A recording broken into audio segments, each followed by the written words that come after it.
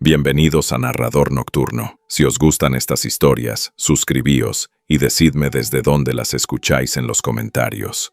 Empecemos.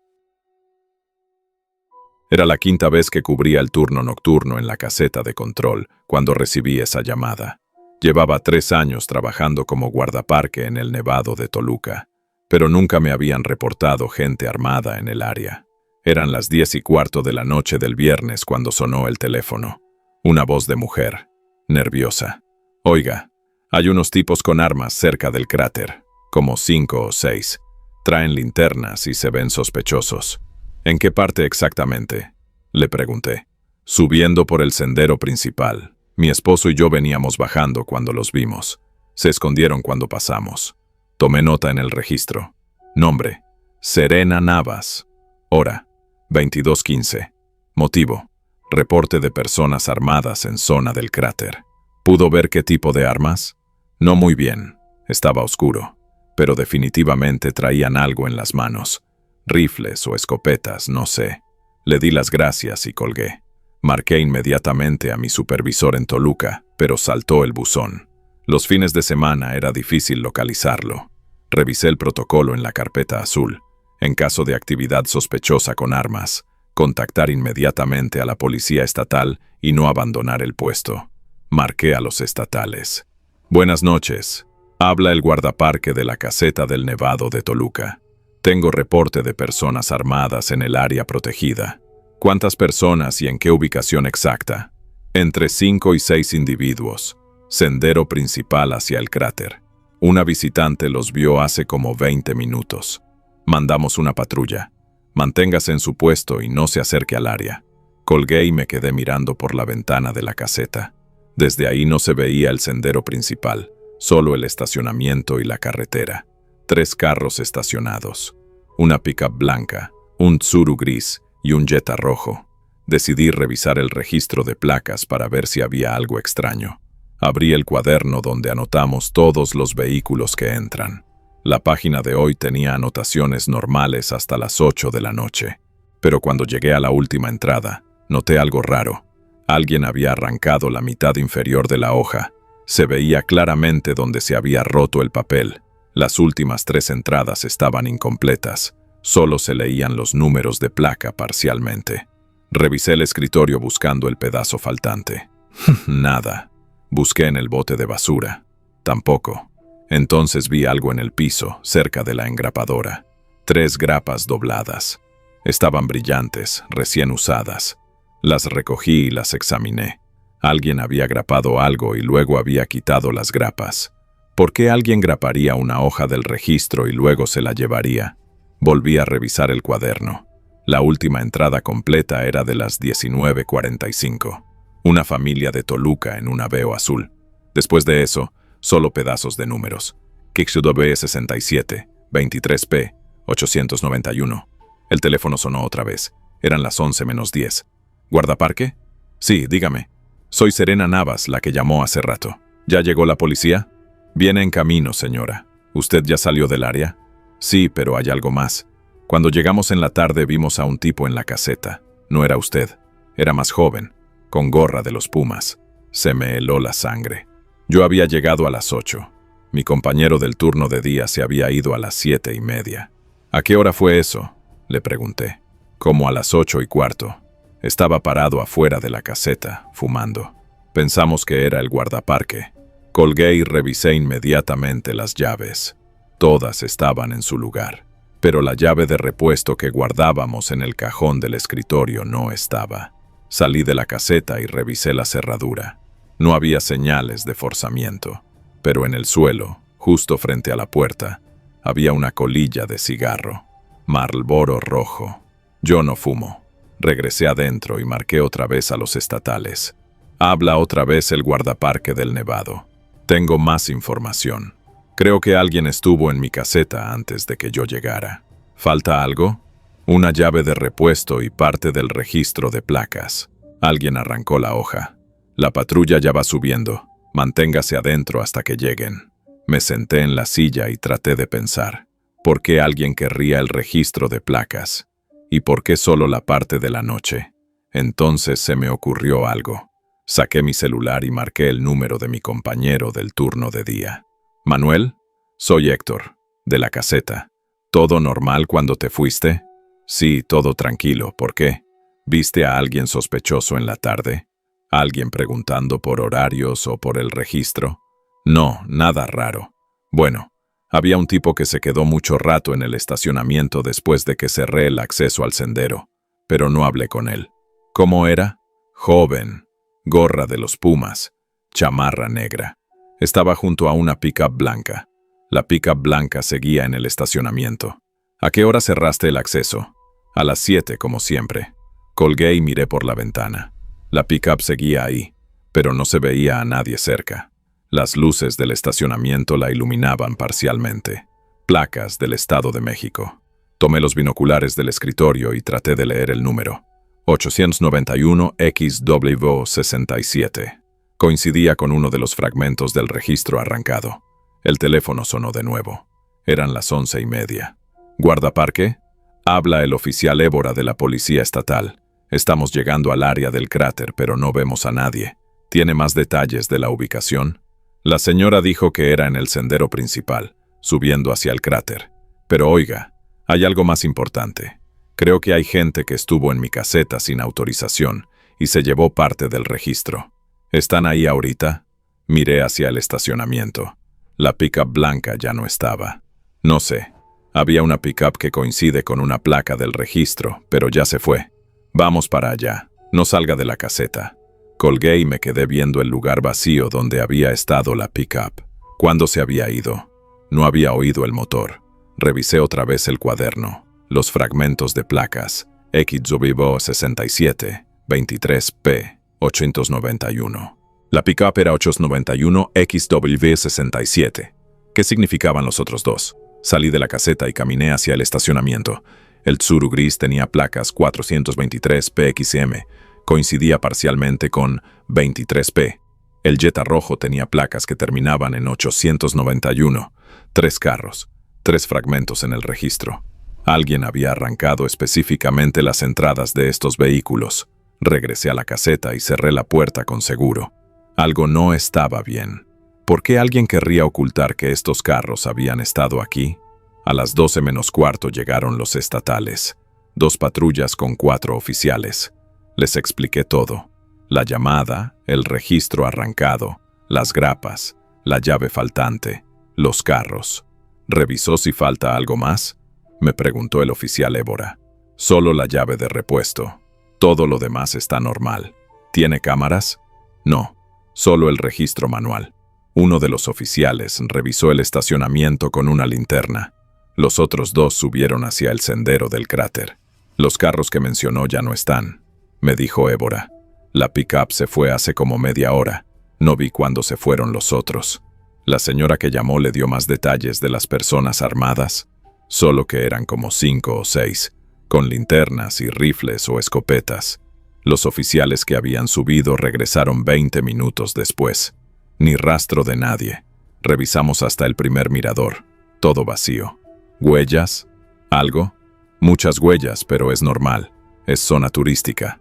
Évora me pidió que hiciera un reporte por escrito. Anoté todo. La hora de la llamada, la descripción de la señora Navas, el registro arrancado, las grapas, la llave faltante, los carros. «¿Quiere que nos quedemos un rato?», me preguntó. «No, creo que ya se fueron, pero voy a reportar todo a mi supervisor mañana». Los estatales se fueron a la 1 de la madrugada. Me quedé solo en la caseta, revisando una y otra vez el cuaderno arrancado. ¿Por qué alguien se tomaría la molestia de entrar a la caseta, arrancar específicamente esas entradas y llevarse la llave de repuesto? ¿Y qué tenía que ver con la gente armada que reportó la señora? A las 2 de la mañana sonó el teléfono otra vez. Contesté inmediatamente. «¿Guardaparque?» «Sí, dígame». Silencio. Se oía respiración del otro lado. «¿Aló?», insistí. «¿Ya se fueron los policías?», preguntó una voz de hombre. Voz joven. Se me erizó la piel. «¿Quién habla?». Colgaron. Marqué inmediatamente a los estatales, pero me dijeron que tardarían 1 hora en regresar. Estaban atendiendo un accidente en la carretera. Me quedé sentado, viendo por la ventana. El estacionamiento estaba vacío y silencioso. Solo se oía el viento en los pinos. A las 3:45 vi luces acercándose por la carretera. Un carro subía despacio, sin prisa. Se detuvo en el estacionamiento y apagó las luces. No pude ver qué tipo de vehículo era. Estaba muy oscuro. Esperé. Nadie se bajó.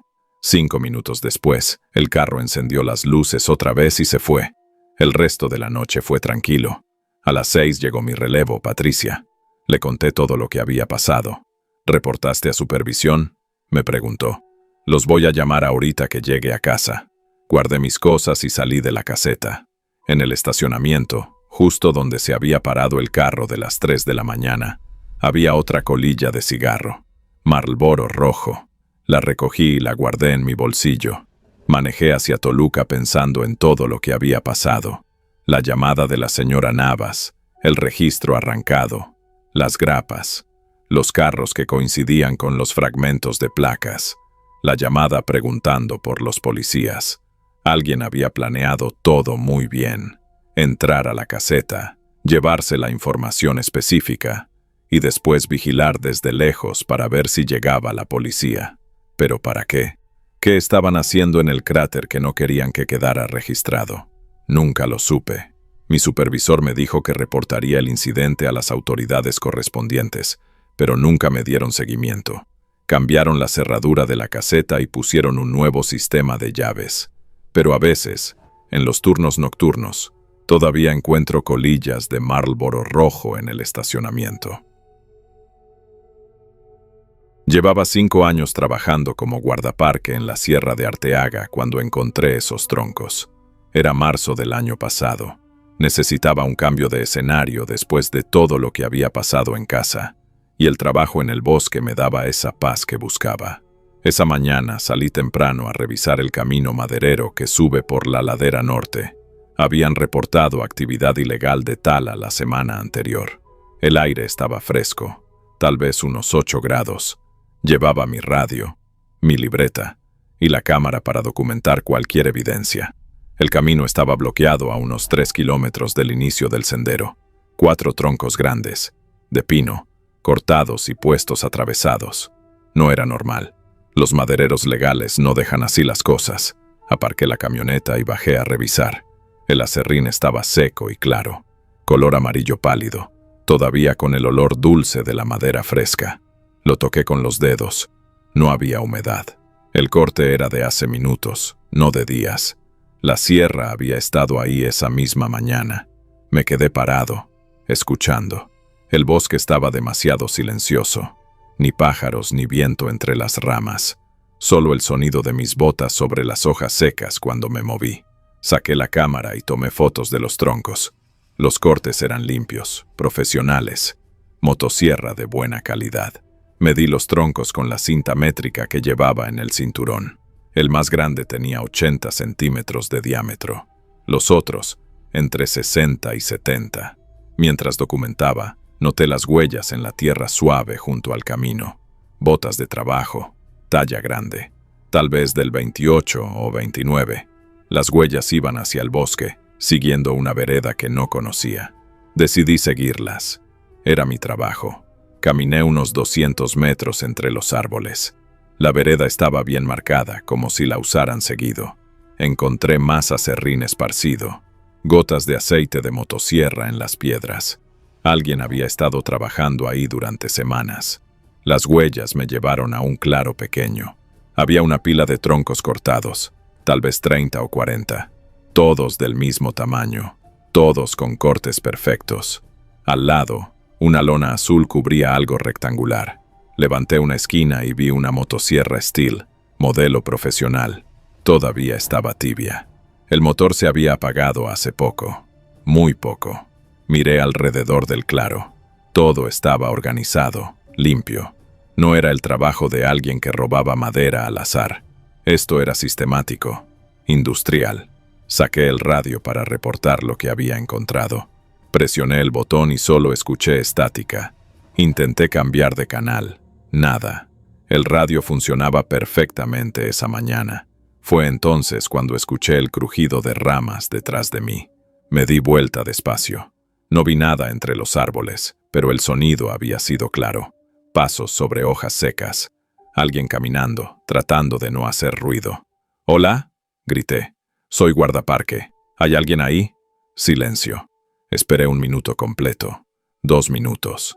El corazón me latía fuerte en el pecho, pero mantuve la calma.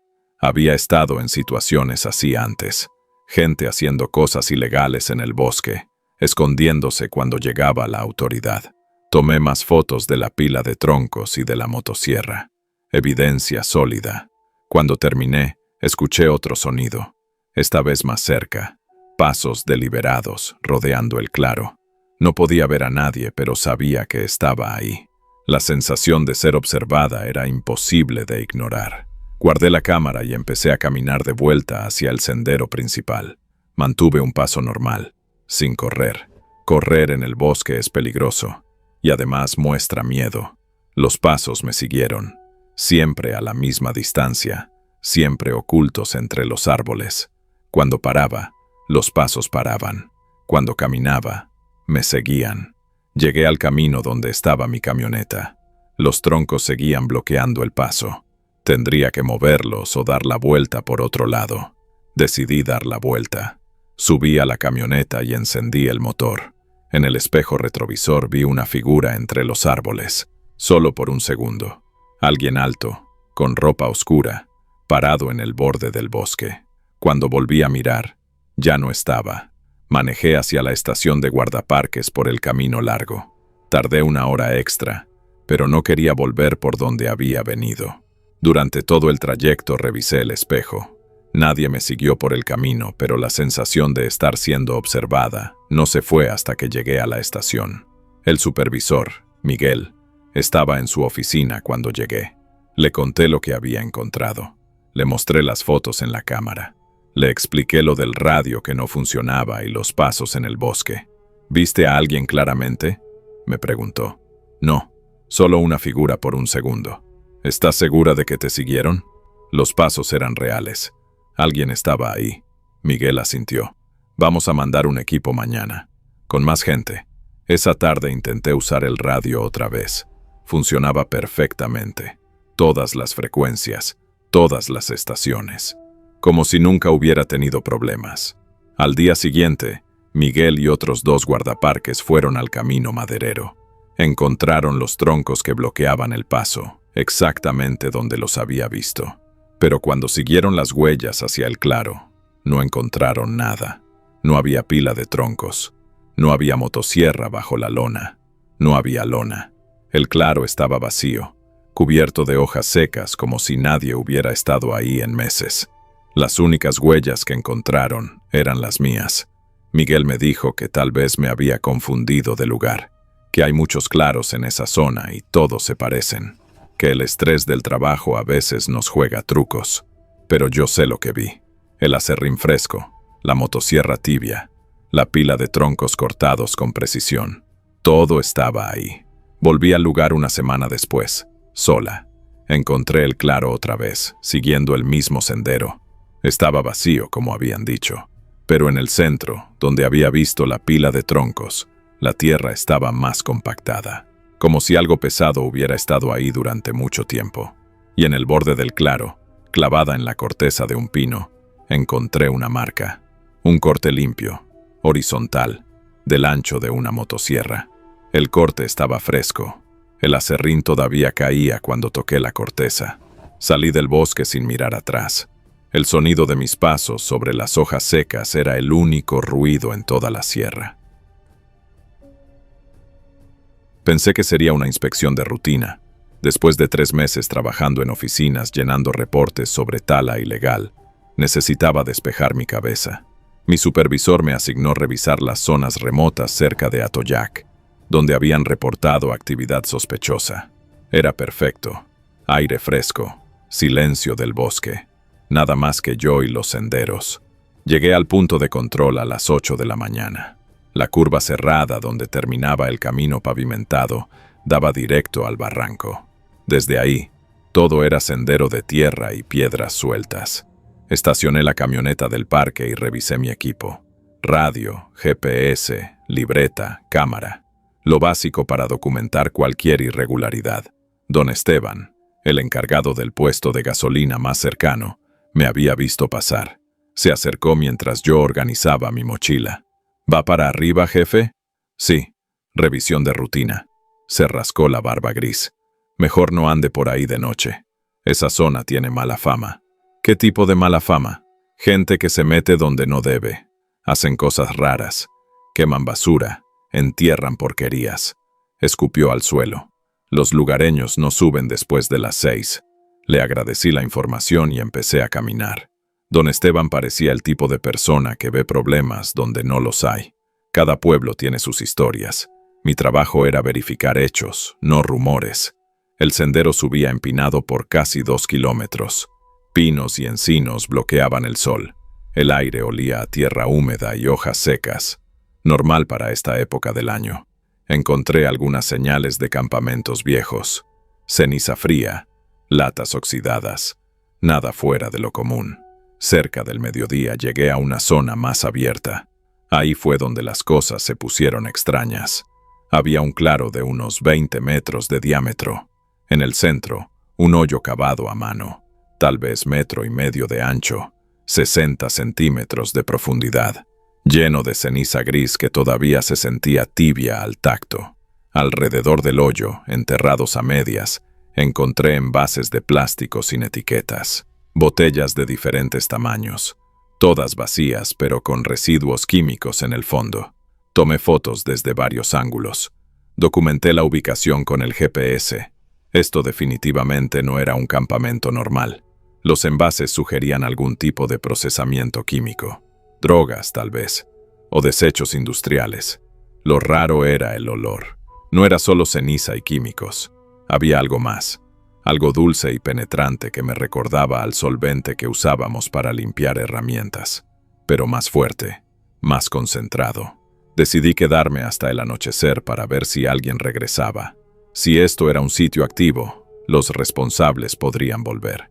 Me escondí entre los árboles, a unos 50 metros del claro, con vista directa al hoyo. Las horas pasaron sin novedad.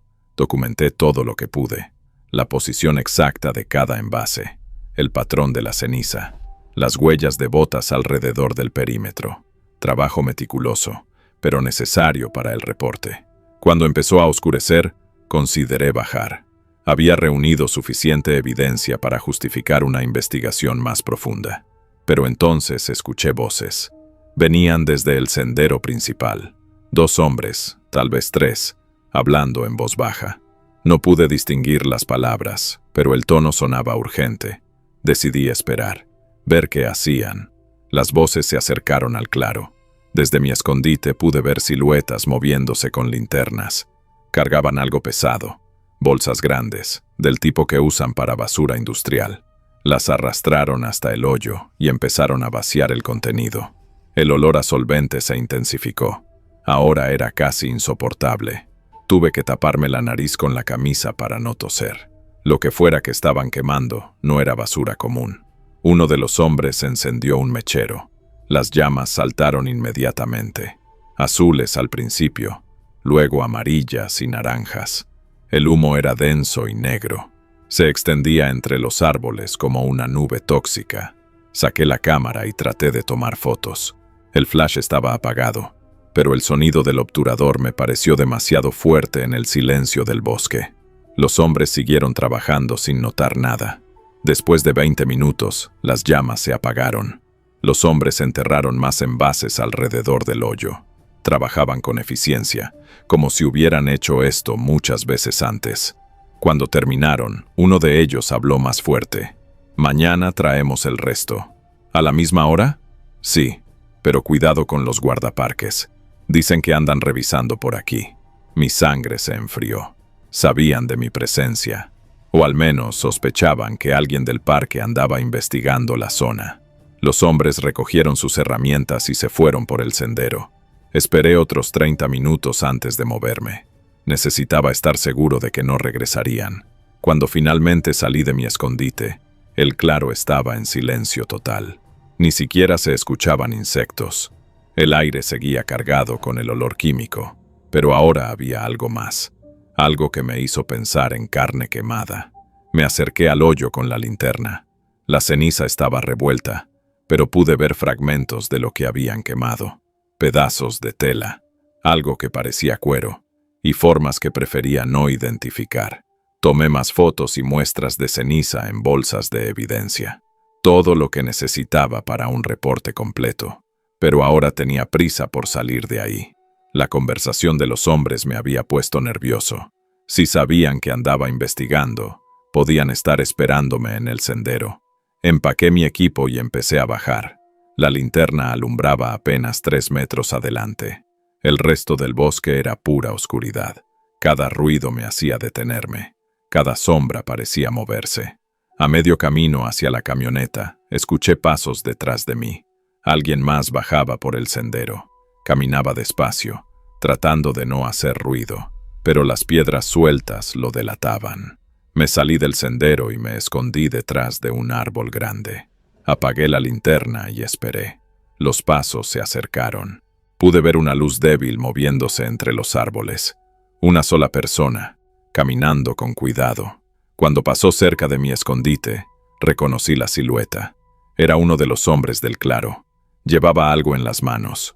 Una pala, tal vez, o un machete. Esperé hasta que se alejó antes de continuar.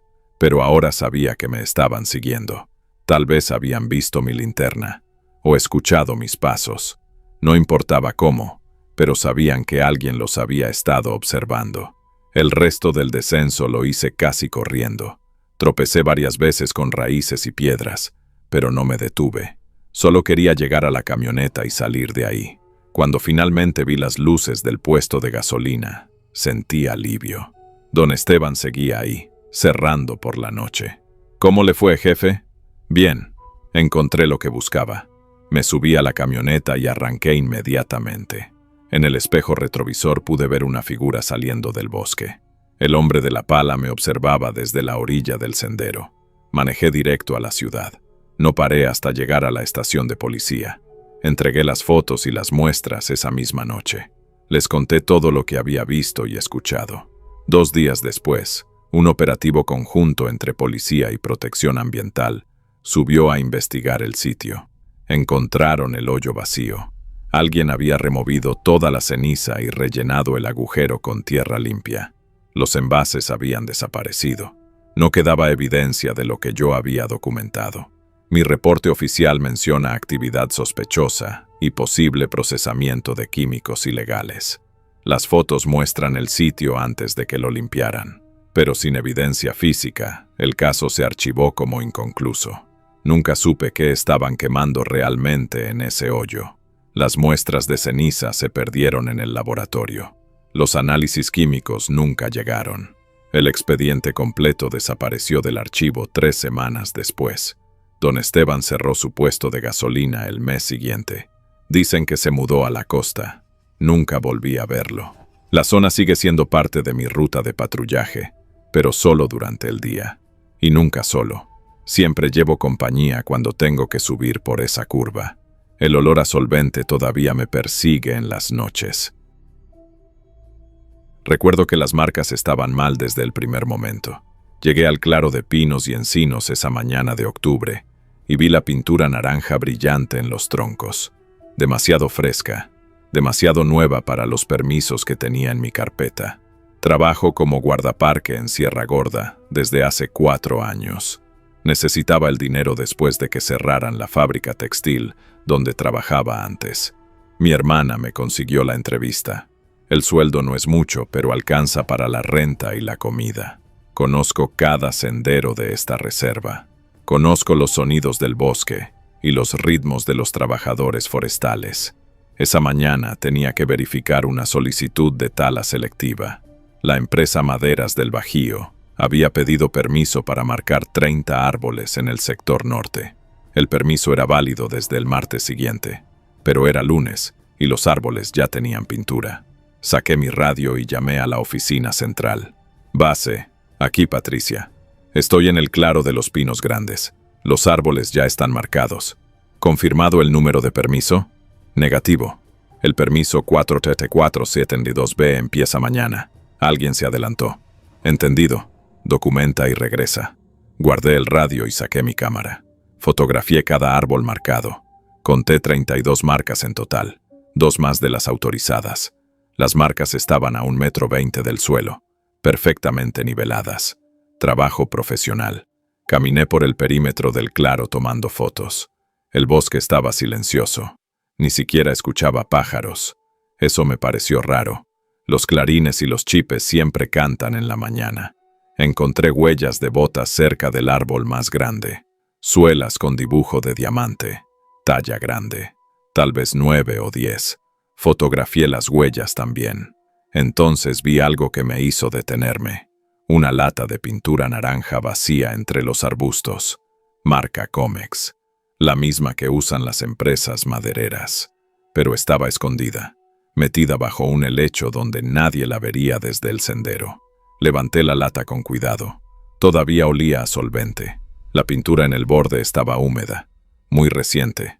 Quizás de esa misma mañana. Muy tempraneros, murmuré. Guardé la lata en mi mochila como evidencia. Revisé mi reloj. Las 9:15. Había llegado a las 8:30. Los marcadores habían terminado máximo 1 hora antes que yo. Seguí las huellas hacia el norte. Se alejaban del sendero principal y se internaban en la zona más densa del bosque. Las huellas eran claras en la tierra húmeda. Pasos largos. Alguien que conocía el terreno. Después de 100 metros las huellas se dividían. Una huella iba hacia el este, la otra hacia el oeste, como si se hubieran separado. Eso me extrañó. Los equipos de marcado siempre trabajan juntos por seguridad. Decidí seguir las huellas del este. Eran más profundas. Persona más pesada o con equipo adicional. El bosque se volvió más cerrado. Pinos altos bloqueaban el sol. Hacía frío. Saqué mi chaqueta de la mochila y me la puse. El aire olía a resina y tierra húmeda. Las huellas me llevaron a un pequeño barranco. Ahí las perdí. El fondo era pura roca y no quedaban marcas. Busqué en ambos lados, pero no encontré continuación. Regresé al punto donde se dividían las huellas y tomé el camino oeste. Estas huellas eran más ligeras, pero igual de claras. Seguían un sendero de venados que yo conocía bien. Después de 20 minutos llegué a un campamento improvisado. Cenizas de fogata recientes. Latas de comida vacías. Una botella de agua de 2 litros. Todo abandonado pero fresco. Revisé las cenizas con un palo. Todavía estaban tibias por debajo. Alguien había apagado el fuego esa mañana. Probablemente cuando me escucharon llegar al claro. Fotografié todo el campamento. Conté 6 latas de atún, 3 de frijoles, una botella de refresco, suficiente comida para 2 personas durante 2 días, o una persona durante 4 días. Encontré algo más perturbador cerca de la fogata. Fotografías. 5 fotos impresas en papel normal. Todas eran del mismo claro donde había visto las marcas. Pero las fotos eran viejas. Los árboles se veían más jóvenes, sin las marcas naranjas. Una de las fotos mostraba el claro desde arriba, como tomada desde un dron o desde un árbol muy alto. Las otras 4 eran desde el nivel del suelo, diferentes ángulos del mismo lugar. ¿Por qué alguien tendría fotos viejas de ese claro?, me pregunté. Guardé las fotografías en mi mochila junto con la lata de pintura. Evidencia importante. Revisé mi radio. Tenía señal débil pero funcional. Consideré llamar a la base, pero decidí explorar un poco más. Quería entender qué estaba pasando antes de hacer el reporte. Seguí buscando alrededor del campamento. Encontré más huellas dirigiéndose hacia el sur, de regreso hacia el claro principal. Pero estas huellas eran diferentes, más apuradas. Pasos irregulares, como si alguien hubiera corrido. Las seguí durante 10 minutos hasta que llegaron al sendero principal.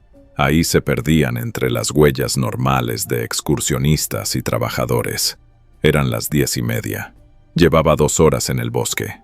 Decidí regresar al claro para terminar mi documentación y volver a la base. Cuando llegué al claro, algo había cambiado. No podía identificar qué exactamente, pero el lugar se sentía diferente.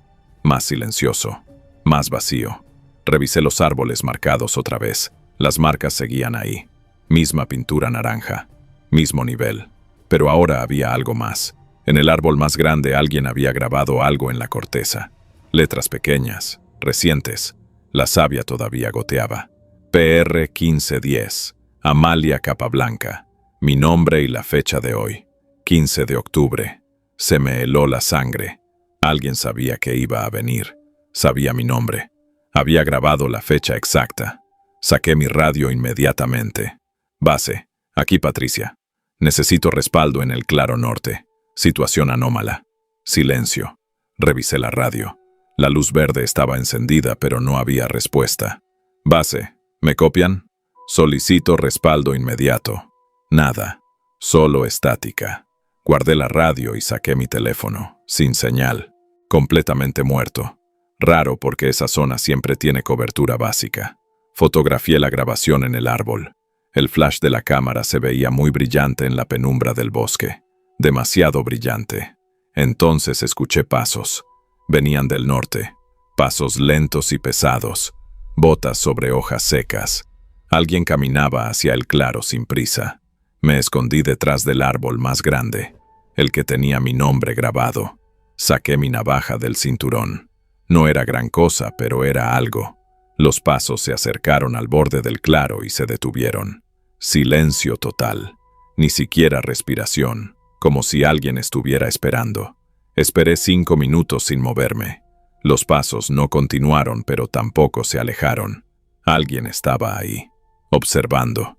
Muy despacio me asomé por el lado del árbol. Vi una figura entre los pinos del norte. Ropa oscura, gorra o sombrero. Demasiado lejos para ver detalles, pero definitivamente una persona. La figura no se movía. Solo estaba parada mirando hacia el claro, hacia donde yo estaba escondida. Volví a esconderme y esperé. Mi corazón latía tan fuerte que pensé que se escucharía. Apretaba la navaja con la mano sudorosa. Después de otros 5 minutos, los pasos continuaron, rodeando el claro hacia el este, alejándose de mi posición pero manteniéndose en el perímetro. Cuando los pasos se perdieron en la distancia, salí de mi escondite. Tenía que irme de ahí, inmediatamente. Guardé la cámara y eché a correr hacia el sendero principal. No caminé, corrí. Las ramas me arañaban la cara y las piernas, pero no me importó. Llegué al sendero y seguí corriendo hacia la estación base. 3 kilómetros de bajada por terreno conocido. Podía hacerlo en 20 minutos si mantenía el ritmo. Después de 1 kilómetro reduje la velocidad a trote rápido. Necesitaba conservar energía. Revisé hacia atrás varias veces, pero no vi a nadie siguiéndome. Mi radio cobró vida cuando llegué a la zona de mejor cobertura. Patricia, ¿dónde estás? Llevamos 1 hora tratando de contactarte. Camino a la base. Situación de seguridad en el Claro Norte. ¿Estás bien? Sí. Llego en 15 minutos. Llegué a la estación base sudando y sin aliento. Mi supervisor Andrés me esperaba en la puerta. ¿Qué pasó allá arriba? Le mostré las fotos en mi cámara. La lata de pintura. Las fotografías que había encontrado en el campamento. Le conté todo excepto lo de mi nombre grabado en el árbol. Eso sonaba demasiado raro. Marcado ilegal, dijo Andrés. Probablemente alguien tratando de adelantarse a los permisos oficiales. Pasa más seguido de lo que crees. ¿Y el campamento? Cazadores furtivos o gente acampando sin permiso. Vamos a mandar una patrulla mañana. Escribí mi reporte esa tarde. Incluí todas las fotos y evidencias. Mencioné las huellas y el campamento abandonado. Pero no escribí nada sobre la grabación con mi nombre, ni sobre la figura que me observó desde los árboles. Al día siguiente la patrulla encontró el claro limpio, sin marcas de pintura, sin huellas, sin campamento, como si nada hubiera pasado. Andrés dijo que probablemente los responsables habían regresado durante la noche para borrar evidencias. Caso cerrado. Pero yo guardé las fotografías que encontré en el campamento. Las tengo en mi escritorio. Las miro a veces y trato de entender por qué alguien tendría fotos viejas de ese lugar específico. La pintura naranja sigue brillando en mi memoria cuando cierro los ojos. Llevaba 3 semanas trabajando como guardaparque en los bosques altos de Morelos cuando me asignaron el puesto de agua cerca de Huitzilac. Necesitaba el trabajo. Las deudas de la universidad no se iban a pagar solas, Y este empleo del gobierno al menos tenía prestaciones. 24 años, y ya debía más dinero del que había visto en mi vida. El punto de agua estaba a 2 kilómetros del camino principal, siguiendo una vereda que serpenteaba entre oyameles y pinos. Una caseta pequeña de madera con techo de lámina, pintada de verde gobierno que ya se descascaraba. Adentro había una mesa de metal, 2 sillas plegables y un archivero con las bitácoras. Afuera, una tarima de madera de 3 metros por 4 metros, donde los visitantes podían sentarse a descansar. La tarima se veía sólida, bien construida, con tornillos galvanizados cada 30 centímetros. Mi supervisor, el ingeniero Garro, me llevó el primer día para mostrarme el lugar. «Es tranquilo aquí», me dijo mientras revisaba el medidor de flujo del manantial. «Solo tienes que registrar a los excursionistas que pasen, revisar que no dejen basura, esas cosas. Y llenar el reporte de agua cada 3 días. ¿Hay algo más que debas saber?». Se quedó callado un momento, mirando hacia los árboles. «Los de la comunidad a veces vienen por aquí en la noche. No les hagas caso si oyes ruidos. Mejor quédate adentro después de las 10. No le pregunté más. En estos trabajos siempre había historias raras. Los primeros días fueron normales. Llegaba a las 7 de la mañana, abría la caseta, revisaba el equipo. Pasaban algunos senderistas, sobre todo los fines de semana. Familias con niños, parejas jóvenes, grupos de amigos con mochilas grandes y botas nuevas. Les pedía que firmaran el registro. Les daba información sobre las rutas. Trabajo fácil. Las noches las pasaba en el pueblo, en un cuarto que rentaba por semana. Pero el jueves de la 3ª semana, Garro me dijo que necesitaba quedarme en el puesto. «Van a hacer mantenimiento en la línea eléctrica mañana temprano. Necesito que alguien esté ahí para coordinar con los técnicos». La caseta tenía una litera y una estufa de gas. No era la primera vez que dormía en el trabajo. Llevé comida enlatada, agua, una linterna extra. El generador portátil tenía combustible para toda la noche. Llegué como siempre a las 7. El día transcurrió normal. Pasaron 3 grupos de excursionistas. Todos se fueron antes de las 5. A las 6 empezó a oscurecer. Encendí el generador y las luces de la caseta. Calenté una lata de frijoles para cenar. Eran las 9:30 cuando escuché el primer ruido. Pasos. Sobre madera. Me asomé por la ventana. La tarima estaba iluminada por la luz que salía de la caseta. No había nadie. Los pasos continuaron. Lentos. Deliberados. Como alguien caminando de un extremo al otro de la tarima. El sonido era claro. Inconfundible. Botas sobre tablas de madera. Salí con la linterna. La tarima estaba vacía. Alumbré alrededor, entre los árboles. Nada. Regresé adentro. A las 10:15 volvieron los pasos. Esta vez duraron más tiempo. Alguien caminaba en círculos sobre la tarima. Podía escuchar cada tabla que crujía bajo el peso. No salí. Recordé lo que había dicho Garro sobre quedarse adentro después de las 10. Los pasos pararon a las 11. El silencio del bosque regresó.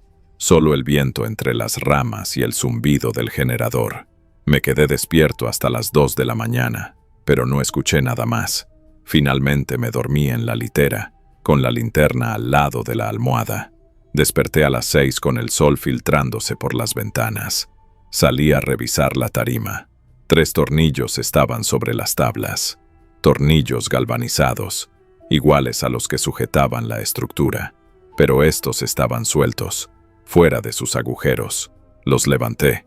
Las roscas estaban limpias, sin óxido, como si alguien los hubiera quitado con una herramienta. Revisé la tarima completa. Encontré los agujeros de donde habían salido los tornillos. 3 agujeros vacíos en diferentes tablas. Los tornillos no se habían aflojado por el uso o el clima. Alguien los había desatornillado. Los técnicos de la línea eléctrica llegaron a las 8. Trabajaron hasta mediodía. No mencioné los tornillos. Los guardé en mi mochila. Esa noche regresé al pueblo. Le conté a la señora que me rentaba el cuarto. Ella frunció el ceño cuando le describí el lugar. El punto de agua de Huitzilac. Sí, conozco ese lugar. ¿Sabe algo sobre ruidos en la noche? Dicen que hace años hubo un accidente ahí. Un trabajador que estaba construyendo la tarima se cayó y se lastimó feo. Quedó cojo. Después lo corrieron del trabajo. ¿Y qué pasó con él? No sé. Eso fue hace mucho tiempo. Pero la gente del pueblo dice que a veces se oye caminar por ahí en las noches, como si todavía estuviera trabajando. No le creí del todo, pero tampoco podía explicar los tornillos. El viernes trabajé normal en el puesto. No pasó nada durante el día. Regresé al pueblo antes del anochecer. El lunes Garro me pidió que me quedara otra noche, esta vez para esperar una entrega de material que llegaría temprano el martes. No quería quedarme, pero necesitaba el trabajo. Las deudas no esperaban. Esa noche los pasos empezaron más temprano. A las 9:15 ya estaba escuchando a alguien caminar sobre la tarima. Esta vez el sonido era diferente. No eran pasos normales. Era como si alguien arrastrara un pie. Paso normal, arrastre. Paso normal, arrastre. Duró 20 minutos. Después silencio hasta las 10:30. Entonces empezaron los ruidos metálicos. Clic, clic, clic. Como una herramienta girando. Como alguien desatornillando algo. Me quedé inmóvil en la litera, escuchando. Los ruidos venían claramente de la tarima. Clic, clic, pausa. Clic, clic, pausa. Sistemático, metódico. A las 11:40 todo paró. En la mañana encontré 5 tornillos más sobre las tablas. 5 agujeros vacíos en la estructura. Las roscas de los tornillos estaban perfectas, como si hubieran sido quitados con cuidado por alguien que sabía usar un desarmador. Esta vez no se lo conté a nadie. El miércoles Garro vino a revisar el puesto. Le mostré los tornillos sueltos. «Qué raro», dijo examinándolos.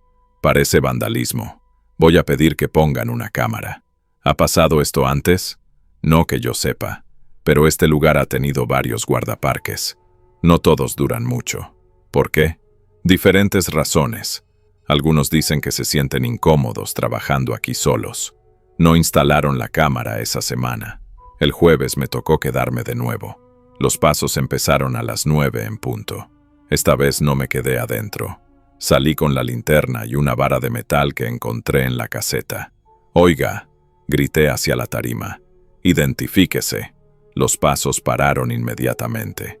La tarima estaba vacía bajo la luz de mi linterna. Esperé 5 minutos. Nada. Regresé adentro. A los 10 minutos volvieron los pasos. Más rápidos ahora. Como alguien caminando con prisa. Salí otra vez. Nada. Esto continuó hasta las 11. Cada vez que salía, los pasos paraban. Cada vez que entraba, regresaban. A las 11:15 empezaron los ruidos metálicos. Pero esta vez no me quedé adentro.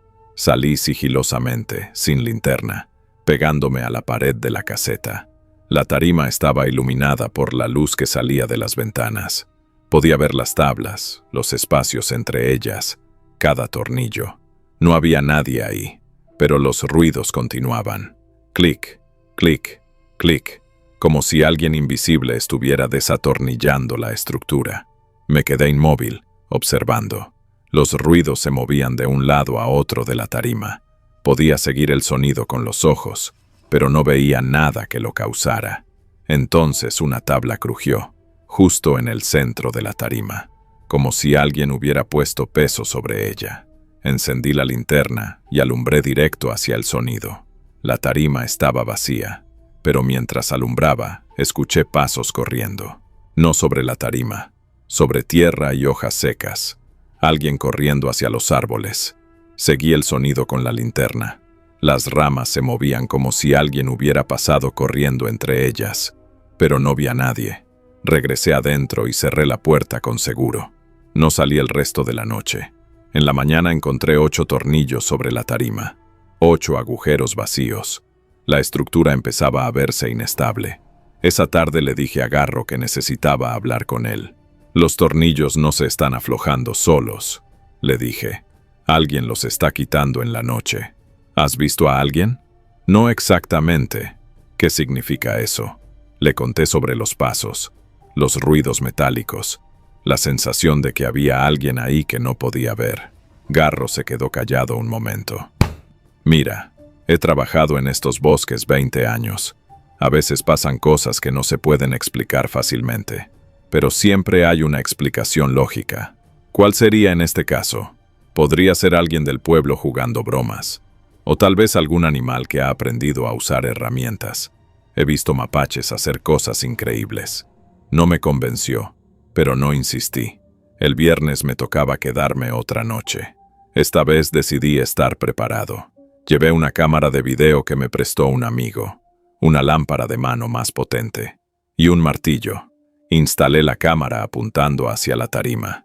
La puse a grabar desde las 8 de la noche. Los pasos empezaron puntual a las 9. Esta vez no salí.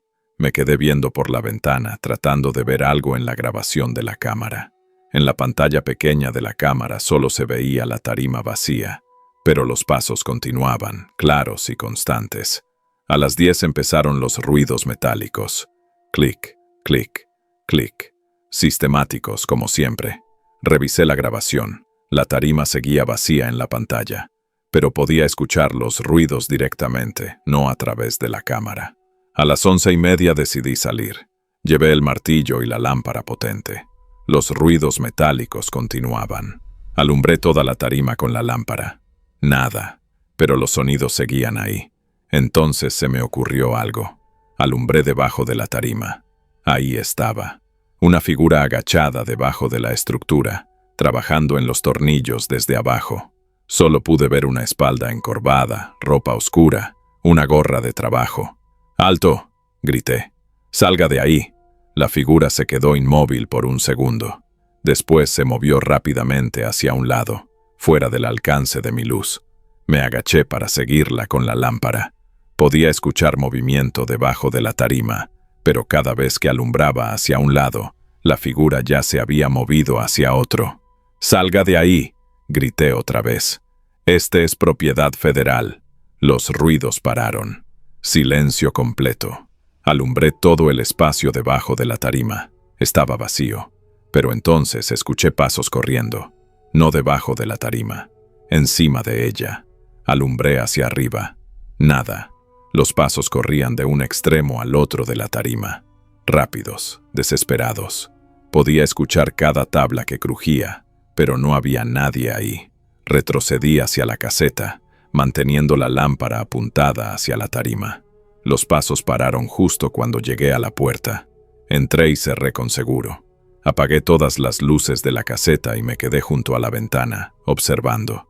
La tarima estaba iluminada solo por la luna. Podía ver su superficie completa, vacía. Pero entonces escuché algo que me heló la sangre. Golpes.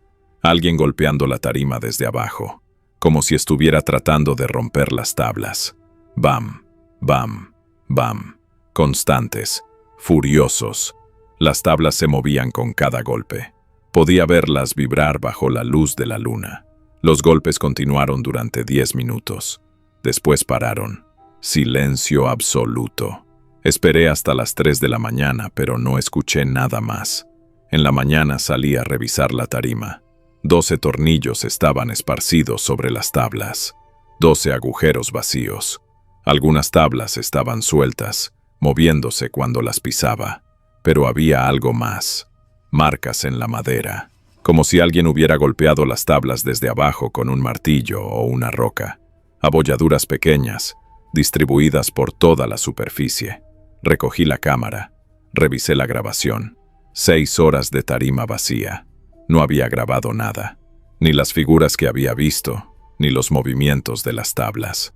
Solo una superficie inmóvil bajo la luz de la lámpara. Pero yo había visto lo que había visto. Y tenía los tornillos como evidencia. Esa tarde empaqué mis cosas. Le dije a Garro que renunciaba. ¿Por qué?, preguntó. Razones personales. No le mostré la grabación. No le conté sobre la figura debajo de la tarima o los golpes en la noche. Sabía que no me creería. Es una lástima, dijo. Eres el guardaparque que más ha durado en ese puesto en los últimos 2 años. ¿Cuántos han renunciado? 4 antes que tú. Todos por razones diferentes. ¿Qué tipo de razones? Uno dijo que había demasiados ruidos en la noche. Otro que se sentía observado. El último solo dijo que el lugar le daba mala espina. No pregunté más. Conseguí trabajo en un parque urbano en Cuernavaca. Menos pago, pero más tranquilo. Las deudas tendrían que esperar un poco más. 2 meses después me enteré por un compañero que habían cerrado temporalmente el punto de agua de Huitzilac. Problemas estructurales con la tarima, dijo. Necesitaba reparaciones mayores. Nunca regresé por ahí. Pero a veces, cuando manejo por esa carretera hacia Huitzilac, bajo la velocidad al pasar cerca del desvío que lleva al punto de agua, siempre hay silencio completo. Ni siquiera se escuchan pájaros en esa sección del bosque. Los tornillos que recogí esa última noche todavía los tengo en un frasco en mi cuarto. Cuando los examino bajo la luz, las roscas siguen perfectas, como si hubieran sido quitados con cuidado por alguien que sabía exactamente lo que estaba haciendo. 3 días después de las lluvias torrenciales de octubre, recibí el reporte de un excursionista sobre algo extraño cerca del arroyo principal en la zona protegida del bosque mesófilo. Llevaba 8 años trabajando como guardaparque en esta sección de la Sierra Norte de Puebla, a unos 20 kilómetros de Cuetzalán, y había visto de todo: turistas perdidos, campamentos ilegales, cazadores furtivos. Pero este reporte era diferente. El excursionista había llamado desde el pueblo, nervioso. Decía que había encontrado ropa en el agua, pero que algo no estaba bien. No quiso dar más detalles por teléfono. Solo repitió la ubicación 3 veces y colgó. Salí de la estación a las 7 de la mañana. Mi camioneta conocía bien el sendero de terracería que llevaba al punto más cercano al arroyo. Desde ahí eran 40 minutos caminando por la vereda principal, luego otros 15 por el sendero secundario que bajaba hacia el agua. El bosque estaba más silencioso de lo normal. Las lluvias habían limpiado el aire, pero también habían dejado todo empapado. Mis botas se hundían en el lodo con cada paso. El sonido del arroyo se hacía más fuerte conforme me acercaba. Lo vi desde arriba, antes de bajar completamente. Una mancha de color que no pertenecía al verde y café del bosque. Azul brillante contra las piedras grises del arroyo. Cuando llegué al borde del agua, me detuve. Era una camisa de manga larga, azul marino, extendida sobre una piedra plana como si alguien la hubiera puesto a secar, pero estaba completamente empapada. El agua del arroyo pasaba por encima, manteniéndola húmeda. Me acerqué más. La camisa no estaba tirada al azar. Alguien la había doblado cuidadosamente y la había colocado sobre la piedra. Las mangas estaban alineadas, el cuello derecho, como si fuera ropa limpia esperando en una cama. Busqué alrededor. A unos 3 metros aguas abajo encontré más ropa, pantalones de mezclilla, también doblados, colocados sobre otra piedra plana. Estaban igual de mojados que la camisa. El agua corría sobre ellos sin moverlos. Saqué mi radio y reporté el hallazgo a la estación. Mi supervisora, Rosario, me pidió que documentara todo antes de tocar algo. Tomé fotos con mi teléfono desde diferentes ángulos. En las imágenes se veía claramente lo extraño de la situación. La ropa estaba perfectamente ordenada, pero bajo el agua corriente. Seguí el arroyo hacia abajo, revisando cada piedra grande. Encontré más prendas. Una playera blanca, calcetines, ropa interior. Todo doblado con el mismo cuidado. Todo empapado. Conté 9 piezas en total, distribuidas a lo largo de unos 50 metros del arroyo. ¿Hay señales de la persona?, preguntó Rosario por radio. Negativo. Solo la ropa. ¿Zapatos? Revisé de nuevo cada ubicación. No hay zapatos. La ausencia de calzado me inquietó. Si alguien se había quitado toda la ropa para bañarse o por alguna emergencia, los zapatos deberían estar ahí.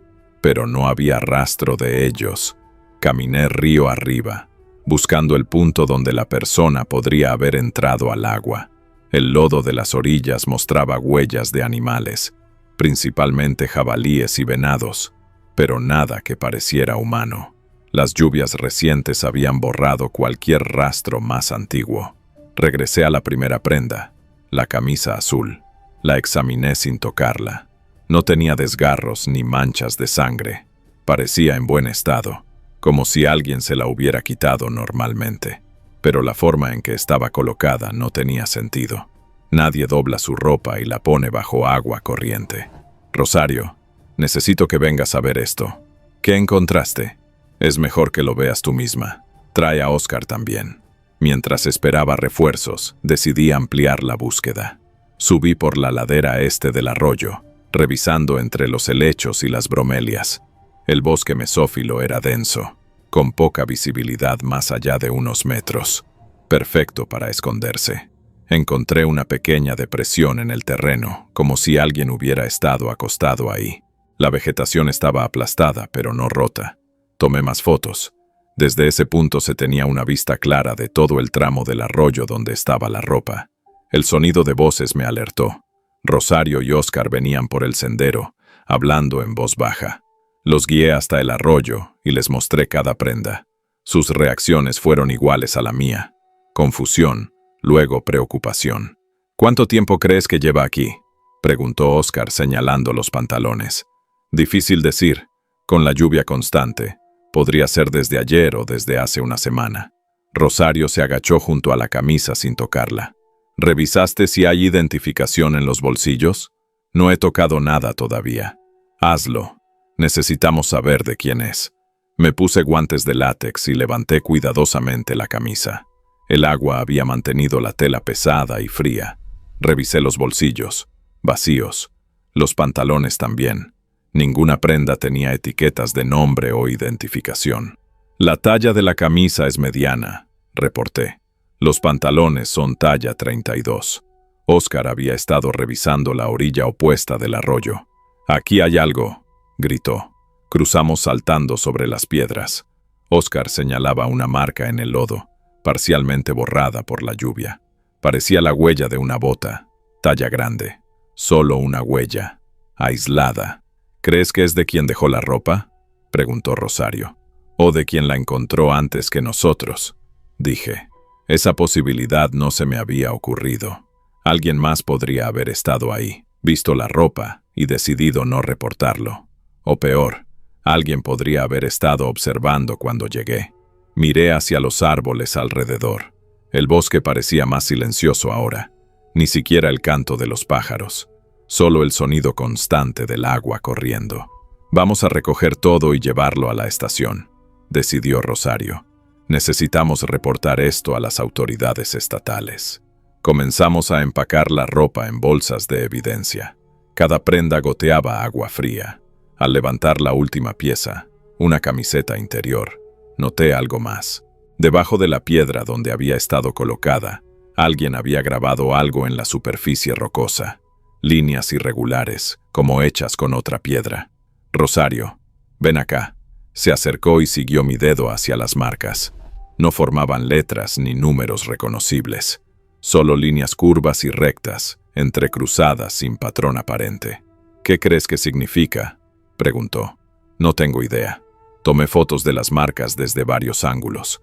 En una de las imágenes, la luz filtrada entre las hojas creó sombras que hicieron que las líneas parecieran moverse.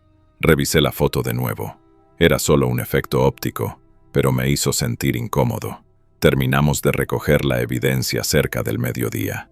Mientras caminábamos de regreso por el sendero, Rosario iba adelante, Oscar atrás. Yo cargaba la bolsa más pesada, con los pantalones y la camisa. A mitad del camino, Oscar se detuvo. ¿Escucharon eso? Nos detuvimos todos. Silencio total. Ni siquiera el viento movía las hojas. «¿Qué escuchaste?», preguntó Rosario. Pasos. Alguien caminando paralelo a nosotros entre los árboles. Esperamos inmóviles por varios minutos. Nada. Oscar se encogió de hombros y seguimos caminando. Pero ahora todos estábamos alerta, mirando hacia los lados del sendero. Llegamos a la camioneta sin más incidentes. Durante el viaje de regreso, Rosario llamó a la policía estatal para reportar el hallazgo. Les dio las coordenadas exactas y una descripción de las prendas. «Vienen mañana temprano con un equipo de búsqueda», nos informó después de colgar. «Quieren que los guiemos al sitio». De vuelta en la estación, extendimos toda la ropa sobre una mesa de trabajo para secarla antes de entregarla a las autoridades. Bajo la luz artificial, las prendas se veían normales. Ropa común y corriente que cualquier persona podría usar. pero seguía sin entender por qué alguien las habría doblado tan cuidadosamente antes de colocarlas bajo el agua. Y la ausencia de zapatos me molestaba. Una persona no camina descalza por el bosque, especialmente no por terreno rocoso como el del arroyo. Rosario se fue temprano esa tarde. Óscar y yo nos quedamos terminando el papeleo del reporte. Cerca de las 5, cuando ya estaba oscureciendo, sonó el teléfono de la estación. «Guardaparques», habla Elena. «Buenas tardes. Soy el señor Salcedo. Llamé esta mañana sobre la ropa en el arroyo». Era el excursionista que había hecho el reporte original. Le pasé el teléfono a Óscar, que tomó nota de sus datos personales para incluirlos en el expediente. «¿Puede decirnos exactamente qué vio ayer?», preguntó Óscar. «Iba caminando por el sendero hacia las cascadas cuando escuché ruido en el arroyo, como si alguien estuviera moviendo piedras. Me asomé y vi a una persona agachada junto al agua. ¿Puede describir a esa persona?». Estaba muy lejos. Solo vi que era alguien alto, vestido de oscuro. Pensé que estaba lavando ropa o algo así. Pero cuando regresé por el mismo camino una hora después, ya no había nadie. Solo estaba la ropa sobre las piedras. ¿Vio si la persona tenía zapatos? No me fijé en eso, pero ahora que lo pregunta, no recuerdo haber visto zapatos en las piedras. Óscar tomó el número de teléfono del señor Salcedo y le pidió que viniera a la estación al día siguiente para hacer una declaración formal. Después de colgar, nos quedamos en silencio procesando la información. Alguien había estado colocando la ropa deliberadamente. No era un accidente ni ropa perdida, era algo planeado. ¿Por qué alguien haría eso?, preguntó Óscar. No lo sé, pero no me gusta. Terminamos el papeleo y cerramos la estación. Óscar se fue en su motocicleta hacia Cuetzalán. Yo vivía más cerca, en una casa rentada a 5 kilómetros de ahí. Durante la cena, no podía quitarme de la mente las imágenes de la ropa doblada bajo el agua. Había algo perturbador en esa imagen que no lograba identificar. No era solo lo extraño de la situación, sino algo más profundo. Esa noche no pude dormir bien. Cada vez que cerraba los ojos veía las marcas grabadas en la piedra. Las líneas parecían formar patrones diferentes cada vez que las recordaba, como si mi memoria las estuviera cambiando. A las 3 de la mañana, escuché ruido afuera de mi casa, pasos en el patio de grava. Me levanté y miré por la ventana. No vi a nadie, pero las piedras del sendero estaban mojadas, como si alguien hubiera caminado sobre ellas con los pies empapados. Encendí todas las luces exteriores y revisé alrededor de la casa. No encontré a nadie, pero sí encontré huellas húmedas en el patio. Huellas de pies descalzos que llegaban hasta mi puerta principal y luego desaparecían. Llamé a Óscar, pero no contestó. Probé con Rosario, pero su teléfono estaba apagado. Pasé el resto de la noche despierto, con todas las luces encendidas, esperando el amanecer. Al día siguiente llegué temprano a la estación. Rosario ya estaba ahí, preparando equipo para guiar a la policía estatal. «Te ves terrible», me dijo. «¿Dormiste algo?». Le conté sobre las huellas en mi casa. Su expresión se volvió seria. «¿Tomaste fotos?». Se habían secado cuando salió el sol. «Puede haber sido cualquier cosa, un animal, un borracho perdido. Pero yo sabía que las huellas eran humanas. Y sabía que quien las había dejado había estado en el arroyo el día anterior». La policía llegó a las 8. 3 oficiales y un investigador de la Procuraduría Estatal. Les entregamos la ropa y los guiamos al sitio del hallazgo. Durante el recorrido, el investigador me hizo muchas preguntas. Quería saber exactamente cómo había encontrado cada prenda, si había tocado algo antes de documentarlo, si había visto a alguien más en la zona. ¿Cree que fue un suicidio?, le pregunté. Es una posibilidad, pero normalmente encontramos el cuerpo cerca. Aquí no hay rastro de la persona. En el arroyo, los oficiales tomaron sus propias fotos y medidas. Revisaron las marcas grabadas en la piedra, pero no parecieron darles importancia. Para ellos eran solo rayones aleatorios. «Vamos a ampliar la búsqueda río abajo», decidió el investigador. «Si alguien se metió al agua aquí, la corriente pudo llevarlo varios kilómetros». Nos dividimos en 2 grupos. Rosario y yo fuimos con 2 oficiales hacia el norte, siguiendo el arroyo hacia donde se juntaba con el río principal. El investigador y el tercer oficial fueron hacia el sur, revisando pozas y remansos. Caminamos durante 3 horas sin encontrar nada. Ni ropa, ni zapatos, ni rastros humanos. Solo el bosque normal, húmedo y silencioso. Regresamos al punto de encuentro cerca del mediodía. El otro grupo tampoco había encontrado nada relevante. Solo algunos desechos dejados por turistas y las huellas normales de animales salvajes. Vamos a clasificar esto como persona desaparecida, decidió el investigador. Haremos circular una descripción basada en las tallas de la ropa. Tal vez alguien reporte a un familiar perdido. Los oficiales se fueron llevándose toda la evidencia. Rosario, Oscar y yo nos quedamos solos en el arroyo, mirando las piedras donde había estado la ropa. Sin las prendas de colores, el lugar se veía completamente normal. ¿Creen que vuelva?, preguntó Oscar. ¿Quién?, dijo Rosario. ¿Quién dejó la ropa? Si no era suicidio, sino otra cosa. No respondimos, pero todos estábamos pensando lo mismo. Si alguien había colocado esa ropa deliberadamente, podría hacerlo de nuevo. Durante las siguientes 2 semanas aumentamos las patrullas en esa zona del bosque. Revisábamos el arroyo cada 2 días, buscando cualquier cosa fuera de lugar.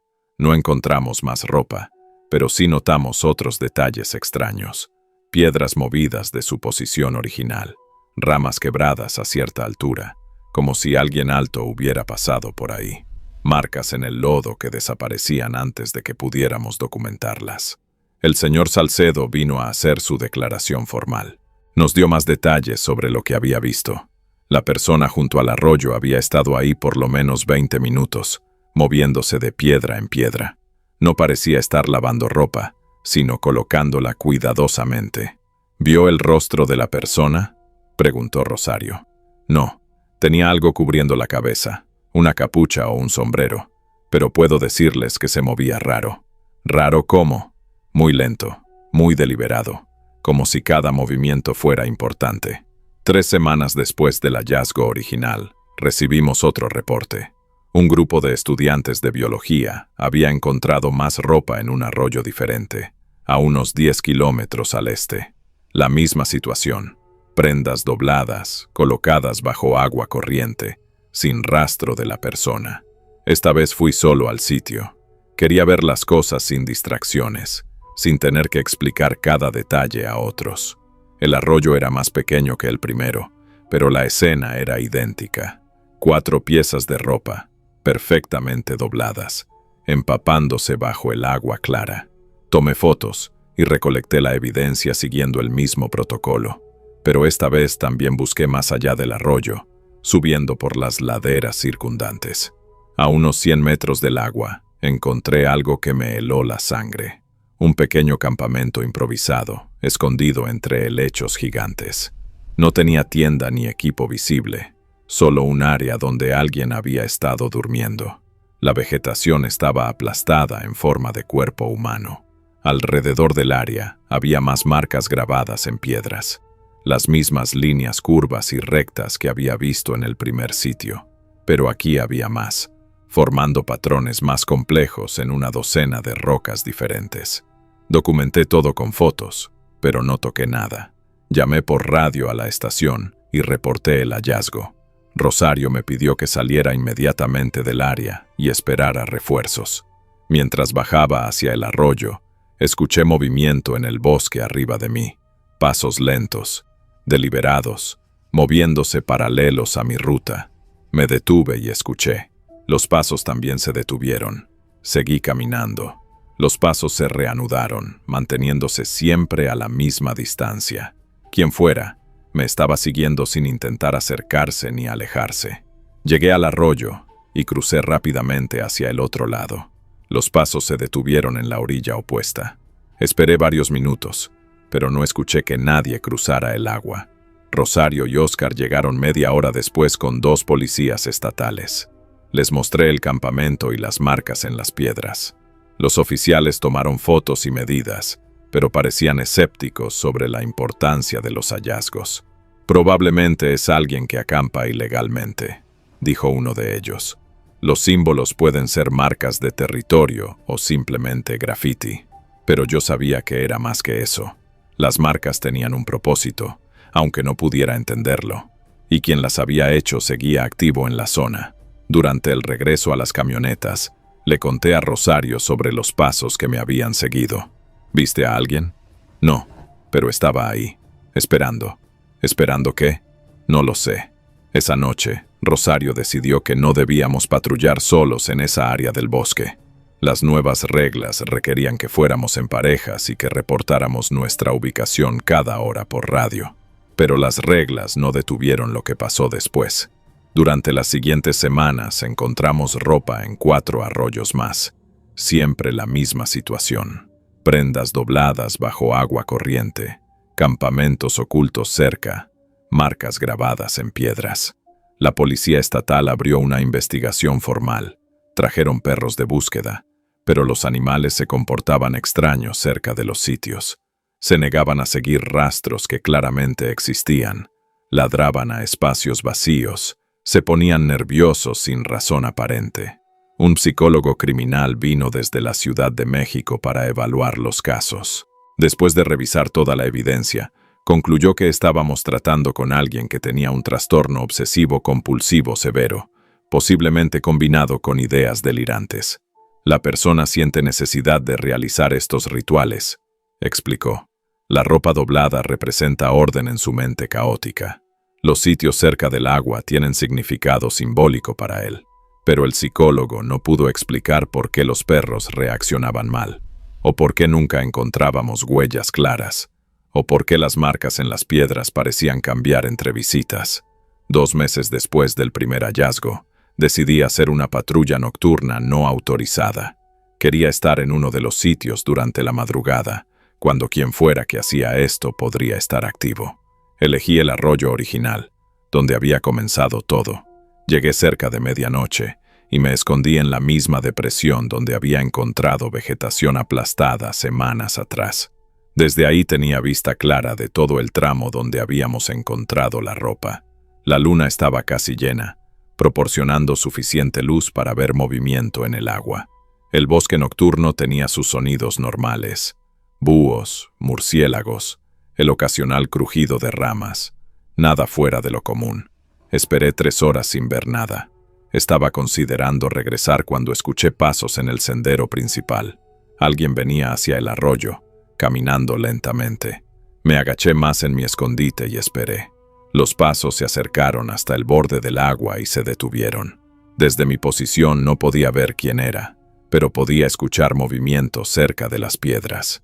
Sonidos de tela mojada siendo manipulada. El ruido suave de objetos siendo colocados cuidadosamente. Quien fuera, estaba repitiendo el ritual, poniendo nueva ropa en las mismas piedras donde habíamos encontrado las prendas originales. El proceso tomó unos 20 minutos. Movimientos lentos, deliberados, sin prisa. Cuando terminó, los pasos se alejaron por el sendero, pero no hacia la salida principal. Se dirigieron hacia el interior del bosque, donde el terreno era más difícil. Esperé hasta estar seguro de que se había ido. Luego salí de mi escondite. Con la linterna, confirmé lo que había escuchado. Ropa nueva en las piedras. Una camisa roja, pantalones negros, calcetines. Todo doblado perfectamente, empapándose bajo la corriente. Esta vez no toqué nada. Solo tomé fotos y marqué la ubicación exacta en mi GPS. Luego seguí el rastro que había tomado la persona al irse. Las huellas eran claras en el lodo húmedo. Pies descalzos, talla grande, caminando hacia la parte más densa del bosque. Las seguí durante unos 200 metros, hasta que desaparecieron en terreno rocoso. Pero encontré algo más. Una cueva pequeña, escondida detrás de una cortina de helechos. No era natural, sino excavada, como si alguien hubiera estado ampliando una grieta en la roca durante mucho tiempo. La entrada era apenas lo suficientemente grande para que pasara una persona agachada. Apunté mi linterna hacia adentro, pero no pude ver el fondo. El túnel se curvaba hacia la izquierda después de unos metros. Desde el interior venía un olor extraño. No era descomposición ni humedad normal de cueva. Era algo químico, como cloro mezclado con tierra mojada.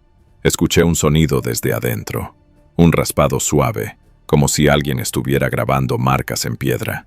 Me alejé rápidamente de la entrada y regresé al sendero principal. De vuelta en mi camioneta, llamé a Rosario desde el radio. Le conté sobre la ropa nueva y la cueva, pero no mencioné que había estado patrullando solo. Le dije que había recibido un reporte anónimo y había venido a verificarlo. «No entres a esa cueva», me ordenó. «Esperamos hasta mañana y vamos con refuerzos». Pero cuando regresamos al día siguiente con policías y equipo de espeleología, la cueva estaba vacía, completamente vacía. No había rastro de que alguien hubiera estado ahí. Incluso el olor extraño había desaparecido. Los espeleólogos exploraron el túnel hasta el fondo. Era una cavidad natural de unos 15 metros de profundidad, sin conexiones a otros sistemas de cuevas. No había evidencia de ocupación humana reciente. «¿Estás seguro de que era aquí?», preguntó Rosario. Revisé mi GPS. Las coordenadas coincidían exactamente, pero la cueva que había visto la noche anterior parecía diferente ahora. Más pequeña, más natural, sin señales de excavación. La ropa del arroyo también había desaparecido. Las piedras estaban limpias, sin rastro de las prendas que había fotografiado 12 horas antes.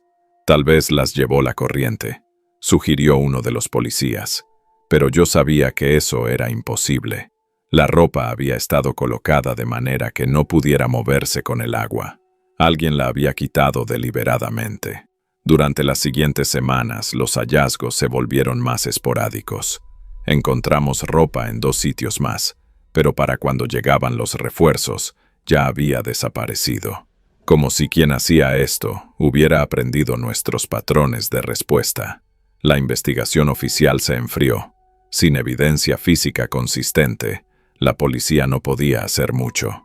Clasificaron los casos como actividad de una persona mentalmente perturbada, probablemente inofensiva, pero yo seguía encontrando las marcas grabadas en piedras por toda mi zona de patrulla. Aparecían en lugares nuevos cada semana, siempre cerca de fuentes de agua. Los mismos símbolos curvos y rectos, grabados con precisión obsesiva. Rosario me transfirió a una zona diferente del parque, más alejada de los arroyos problemáticos. Dijo que necesitaba un descanso de la situación, que me estaba afectando demasiado. Tenía razón. No estaba durmiendo bien. Saltaba al menor ruido. Revisaba constantemente por encima del hombro durante las patrullas. Pero no podía dejar de pensar en lo que había visto. En mi nueva zona, las cosas fueron normales durante un mes. Patrullas rutinarias, turistas perdidos ocasionales, el trabajo normal de guardaparque. Empecé a relajarme, a dormir mejor. Entonces encontré la primera marca grabada en una piedra junto al sendero principal de mi nueva área. Los mismos símbolos, frescos, hechos recientemente. Quien fuera que estaba haciendo esto me había seguido. Esa noche, empaqué mis cosas y pedí una transferencia a otra región completamente diferente. Rosario no hizo preguntas, solo procesó los papeles y me deseó buena suerte. El día antes de irme, hice una última patrulla por el arroyo donde había comenzado todo.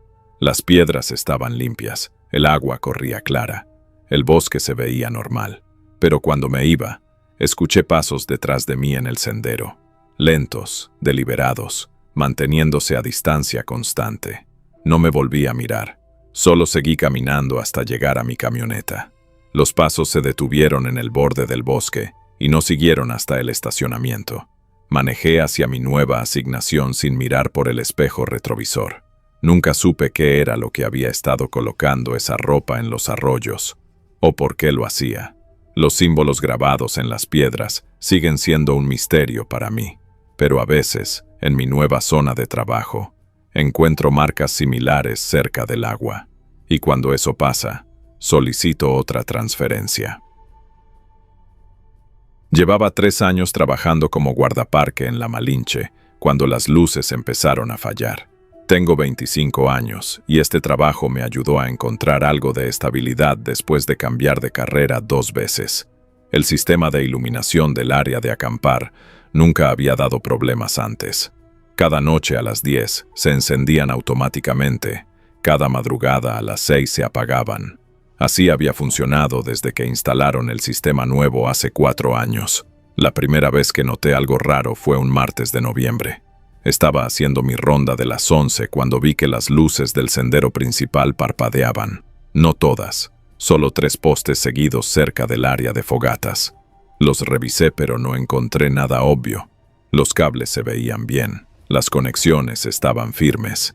Pensé que tal vez había sido un problema momentáneo de voltaje. 2 noches después, las luces se apagaron completamente a las 2 de la madrugada. Todas. El área de acampar quedó en oscuridad total. Caminé hasta la caseta de control con mi linterna. El interruptor principal estaba en posición de apagado. Eso no tenía sentido porque el sistema funcionaba con temporizador automático. Alguien había bajado el interruptor manualmente. Lo que me inquietó fueron las marcas en el interruptor. Huellas de dedos con tierra húmeda. La tierra tenía un olor extraño, como si hubiera estado enterrada mucho tiempo. Las huellas eran más grandes que las mías. Revisé el perímetro de la caseta, pero no vi señales de que hubieran forzado la cerradura. La puerta estaba cerrada normalmente cuando llegué. Subí el interruptor y las luces se encendieron otra vez. Limpié las marcas y anoté el incidente en mi bitácora. Le mandé un mensaje a mi supervisor, pero no me respondió hasta el día siguiente.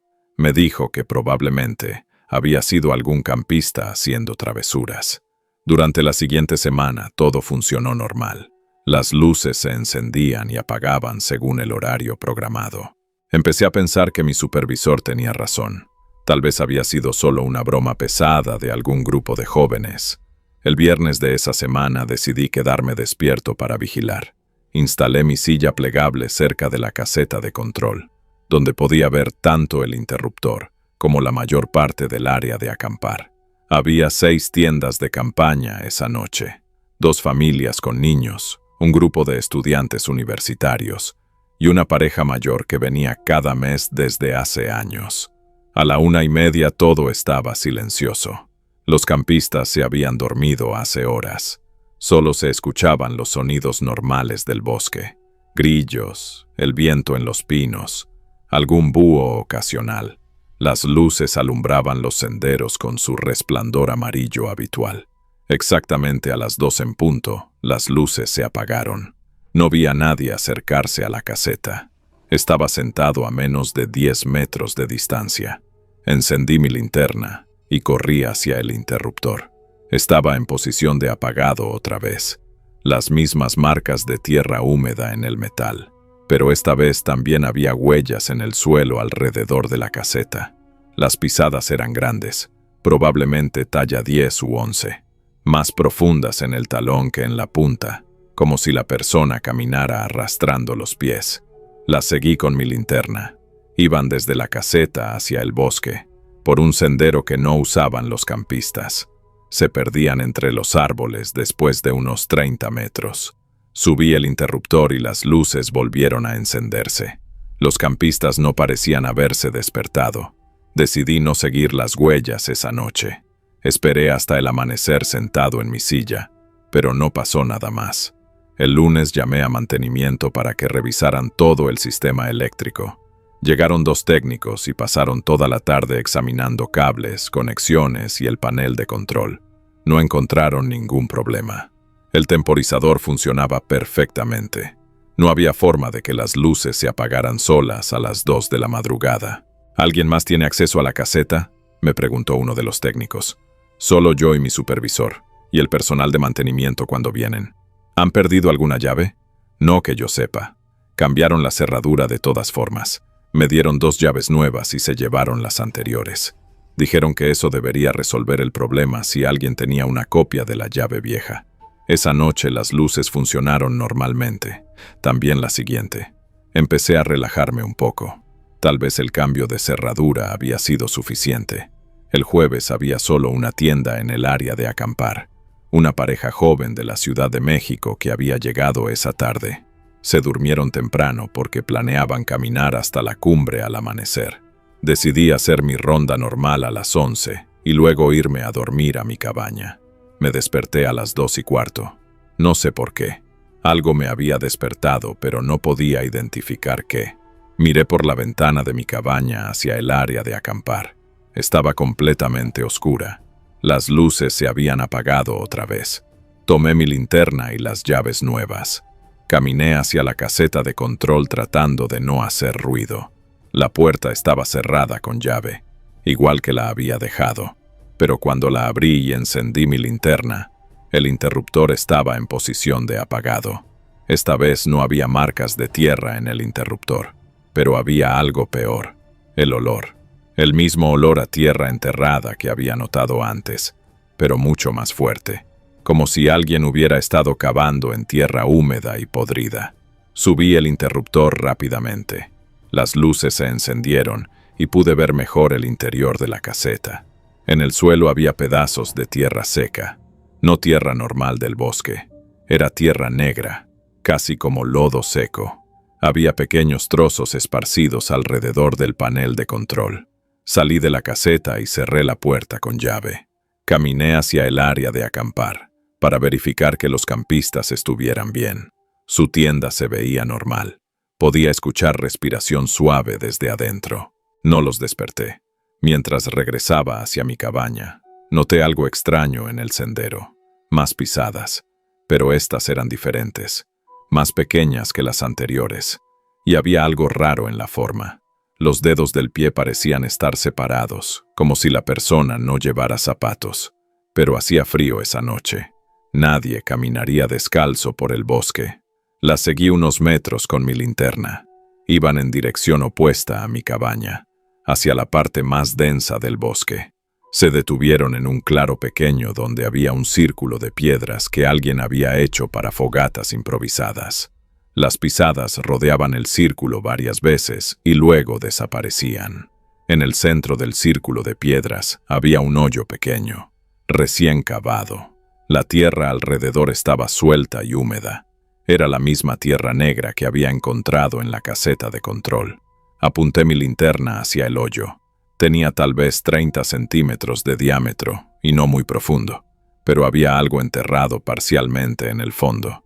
Algo blanco que sobresalía de la tierra. Me acerqué más. Era un hueso. Parecía ser de un animal pequeño, tal vez un conejo o una ardilla, pero había algo tallado en la superficie, líneas rectas que formaban un patrón que no pude identificar en la oscuridad. Un ruido detrás de mí me hizo voltear rápidamente. Algo se había movido entre los árboles. Apunté mi linterna hacia el sonido, pero no vi nada. Solo sombras y troncos de pino. Esperé varios minutos sin moverme. El bosque estaba completamente silencioso. Ni siquiera se escuchaban grillos. Decidí regresar a mi cabaña. Podría investigar el hoyo mejor durante el día. Caminé de vuelta por el sendero principal, revisando constantemente por encima del hombro. La sensación de que alguien me observaba no se iba. Cuando llegué a mi cabaña, cerré la puerta con llave y revisé que todas las ventanas estuvieran bien cerradas. No pude volver a dormir. Me quedé sentado en mi silla junto a la ventana, vigilando el área de acampar hasta que amaneció. Las luces funcionaron normalmente el resto de la noche. En la mañana regresé al claro con el círculo de piedras. El hoyo seguía ahí, pero estaba vacío. La tierra había sido removida otra vez y alisada cuidadosamente. No había señales del hueso que había visto la noche anterior. Las pisadas también habían desaparecido, como si alguien hubiera barrido el área con ramas. Los campistas se fueron después del desayuno. Me dijeron que habían dormido muy bien y que planeaban regresar el próximo mes. No mencionaron haber escuchado nada raro durante la noche. Llamé a mi supervisor y le conté todo lo que había pasado. Le describí las pisadas, el hoyo, el hueso tallado. Me escuchó sin interrumpir. ¿Has estado durmiendo bien últimamente?, me preguntó cuando terminé. Sí, hasta que empezaron estos problemas con las luces. El trabajo de guardaparque puede ser solitario. A veces la mente juega trucos cuando pasas mucho tiempo solo en el bosque. No me estoy imaginando las cosas. El interruptor se está apagando solo. Alguien está entrando a la caseta. Voy a mandar a alguien para que te ayude durante unos días. Mientras tanto, si vuelve a pasar algo, llámame inmediatamente. Esa noche llegó Roberto. otro guardaparque del Parque Nacional Iztaccíhuatl. Tenía más experiencia que yo y había trabajado en áreas remotas durante 10 años. Le expliqué la situación y aceptó quedarse despierto conmigo para vigilar. Instalamos nuestras sillas cerca de la caseta de control. Roberto trajo café en un termo y sándwiches. Hablamos en voz baja sobre el trabajo, nuestras familias, planes para el futuro. Me ayudó a relajarme un poco. A la 1:30 Roberto se quedó dormido en su silla. Traté de despertarlo suavemente, pero estaba profundamente dormido. Decidí dejarlo descansar y continuar vigilando solo. A las 2 en punto exactas las luces se apagaron. Esta vez estaba preparado. Encendí mi linterna inmediatamente y corrí hacia la caseta. La puerta seguía cerrada con llave. Abrí rápidamente y apunté la linterna hacia el interruptor. Había alguien parado junto al panel de control. Era una figura humana, pero no pude ver los detalles claramente. Estaba agachada sobre el interruptor, dándome la espalda. Llevaba ropa oscura que parecía estar cubierta de tierra. Su cabello era largo y se veía sucio, enredado. «Oye», grité. La figura se enderezó lentamente, pero no se volteó hacia mí. Era más alta de lo que había esperado. Sus brazos colgaban a los lados de manera extraña, como si no tuviera fuerza en ellos. «¿Quién eres? ¿Qué estás haciendo aquí?» La figura comenzó a caminar hacia la puerta trasera de la caseta. Se movía de forma irregular, arrastrando los pies como había notado en las pisadas. No respondió a mis preguntas. Traté de seguirla, pero cuando llegué a la puerta trasera, ya había desaparecido. Apunté mi linterna hacia el bosque, pero no vi nada. Solo árboles y oscuridad.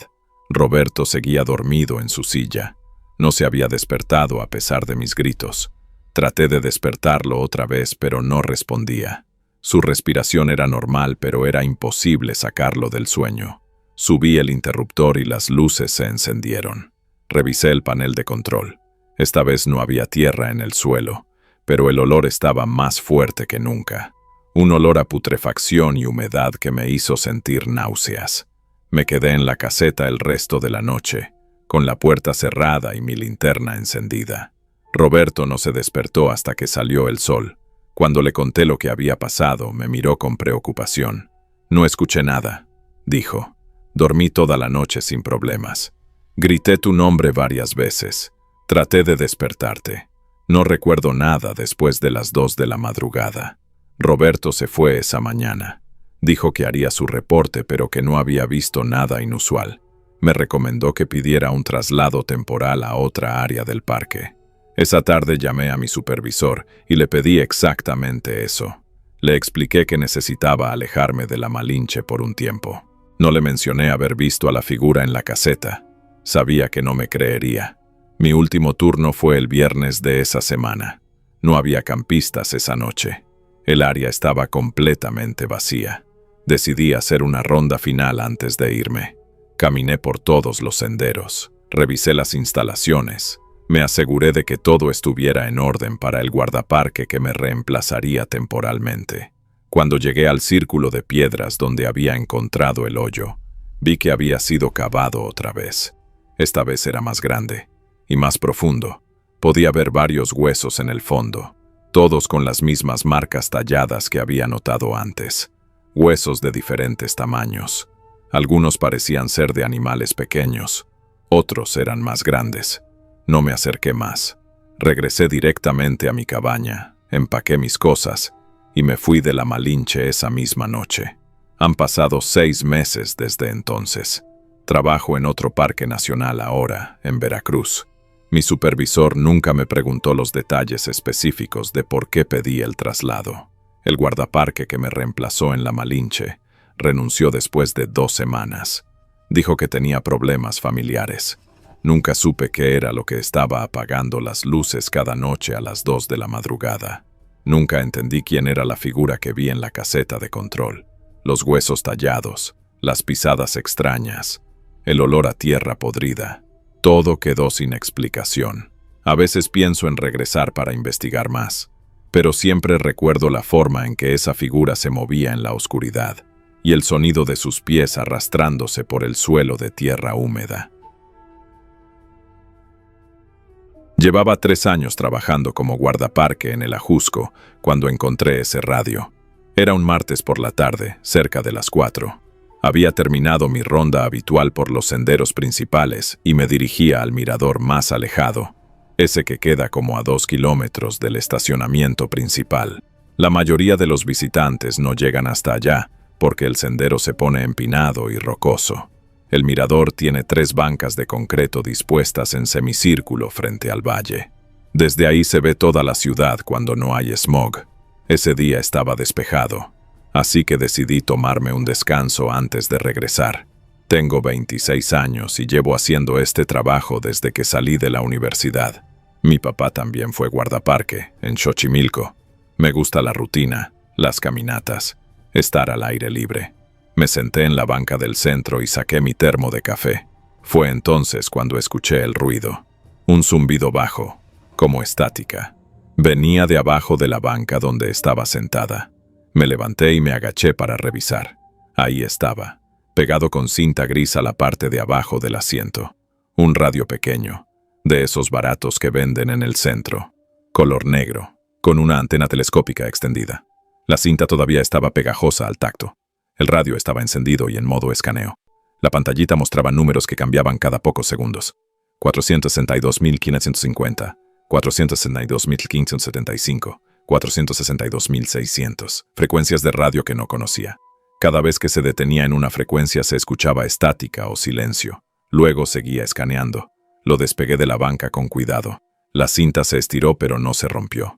Quien lo había puesto ahí se había tomado tiempo para asegurarlo bien. El radio se veía nuevo, o al menos bien cuidado. No tenía rayones ni marcas de uso. Revisé las otras 2 bancas. Nada. Caminé alrededor del mirador buscando más cosas fuera de lugar. Todo normal. Los árboles, las rocas, la vista hacia el valle. Pero ese radio no tenía sentido ahí. Volví a sentarme y examiné el aparato más de cerca. Tenía una etiqueta en la parte de atrás con números escritos a mano. 15, 22. 8, 31. No parecían frecuencias, tal vez un código. La letra era pequeña y cuidadosa, hecha con pluma azul. El radio siguió escaneando. De vez en cuando se detenía en una frecuencia donde se escuchaba algo que podía ser voces, pero muy lejanas y distorsionadas. No podía distinguir palabras. Luego seguía adelante. Decidí llevármelo a la oficina. Tal vez alguien lo había perdido, aunque me parecía raro que alguien lo hubiera pegado tan bien debajo de la banca. Guardé el radio en mi mochila y empecé a caminar de regreso por el sendero. Había avanzado tal vez 100 metros cuando escuché pasos detrás de mí. Me volteé, pero no vi a nadie. El sendero estaba vacío. Los árboles se movían un poco con el viento, pero nada más. Seguí caminando. Los pasos se escucharon otra vez. Esta vez me detuve y esperé sin voltearme. Los pasos también se detuvieron. Conté hasta 10 y reanudé la marcha. Los pasos regresaron, manteniendo la misma distancia.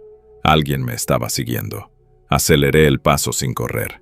El sendero baja en zigzag por esa parte, y hay varios lugares donde puedes esconderte detrás de las rocas grandes. Llegué a una curva cerrada y me metí detrás de un peñasco para ver quién venía detrás. Esperé 2 minutos. Nadie apareció, pero tampoco escuché pasos alejándose. Era como si la persona se hubiera detenido también, esperando a que yo siguiera caminando. Saqué el radio de mi mochila. Seguía escaneando, pero ahora se había detenido en una frecuencia. 462.725. Se escuchaba una voz clara, hablando en español. Está en la curva de las rocas grandes. Mi sangre se enfrió. La voz describía exactamente donde yo estaba. Tiene el radio. Lo sacó de la mochila. Apagué el radio inmediatamente. Mis manos temblaron un poco al hacerlo. Esa voz me había estado observando. Sabía exactamente qué estaba haciendo. Me quedé detrás de la roca sin moverme. Escuché con atención, pero no se oía nada. Ni pasos, ni voces, ni siquiera el viento. Un silencio completo que me puso los nervios de punta. Decidí salir del sendero principal. Conozco varios atajos que bajan directo al estacionamiento. Son más empinados y difíciles, pero me alejarían de quien me estuviera siguiendo. Me moví despacio hasta el borde del sendero y luego me metí entre los árboles. El terreno estaba suelto y tuve que agarrarme de las ramas para no resbalarme. Detrás de mí, todo seguía en silencio. Bajé como 20 metros por la pendiente cuando escuché el radio encenderse otra vez, pero yo lo había apagado y estaba en mi mochila. La voz regresó, más clara ahora. Se metió entre los árboles, bajando hacia el este. Saqué el radio de la mochila. Estaba encendido, en la misma frecuencia. Lo apagué otra vez y esta vez quité las pilas. 2 pilas AA normales. Las guardé en mi bolsillo, pero el radio siguió funcionando. La pantalla seguía encendida y la voz continuó. Le quitó las pilas. No entiende cómo funciona. Eso era imposible. Un radio no puede funcionar sin pilas. Lo examiné buscando alguna batería interna o algo que explicara cómo seguía encendido. No encontré nada. La voz cambió de tono. Ya no sonaba como si estuviera describiendo lo que veía. Ahora sonaba como si me hablara directamente. Guardaparque, escúchame. Tiré el radio al suelo. Rebotó contra una roca y la carcasa se agrietó, pero siguió funcionando. No puedes tirarlo, es tuyo ahora. Empecé a bajar más rápido por la pendiente. Las ramas me rasparon los brazos y la cara, pero no me detuve. Necesitaba llegar al estacionamiento donde había más gente. Detrás de mí, la voz del radio siguió hablando, aunque ya no podía escuchar las palabras claramente. Solo el tono, que se había vuelto más urgente. Llegué a un claro pequeño, donde el terreno se nivela un poco. Desde ahí podía ver el estacionamiento abajo, como a 300 metros. Había 2 carros estacionados y una familia desempacando cosas para hacer un picnic. Me volteé para ver si alguien me había seguido por la pendiente. No vi a nadie, pero escuché la voz del radio otra vez, ahora más fuerte. Mira hacia arriba. No quería hacerlo, pero algo me hizo levantar la vista hacia el mirador donde había encontrado el radio. Había una figura parada en el borde, muy pequeña desde esa distancia. No podía distinguir detalles, pero estaba ahí, inmóvil, mirando hacia donde yo estaba. La figura levantó algo que parecía ser otro radio, un punto negro contra el cielo. Te veo. La voz ahora venía de arriba y del radio que había tirado al mismo tiempo. Un eco extraño que me hizo sentir mareada. Corrí hacia el estacionamiento sin voltear atrás. Pasé junto a la familia del picnic sin detenerme. La mujer me preguntó si estaba bien, pero solo le grité que se fueran de ahí. Llegué a mi camioneta y encendí el motor con las manos temblorosas. Mientras salía del estacionamiento, miré por el espejo retrovisor hacia el mirador. La figura ya no estaba ahí. Manejé directo a la oficina central del parque. Le conté todo al supervisor, pero cuando regresamos con más guardaparques al mirador, no encontramos nada. Ni el radio que había tirado, ni evidencia de que alguien hubiera estado ahí. Revisamos todas las frecuencias que recordaba haber escuchado. Solo estática. El supervisor dijo que probablemente había sido alguien haciendo bromas con radios de largo alcance, que hay gente que se divierte asustando a los guardaparques, que no era la primera vez que pasaba algo así. Pero yo sé lo que escuché, y sé que esa voz sabía exactamente dónde estaba y qué estaba haciendo en todo momento. Han pasado 2 semanas desde entonces. He vuelto al mirador 3 veces, siempre acompañada de otros guardaparques. Todo normal. Las bancas están limpias, sin rastros de cinta adhesiva. Pero cada vez que paso por ahí, reviso debajo de los asientos. Hasta ahora no he encontrado nada más. El viento siguió moviendo las hojas mientras caminaba de regreso a la camioneta, y el eco de esa voz siguió resonando en mis oídos mucho después de que el motor se encendiera.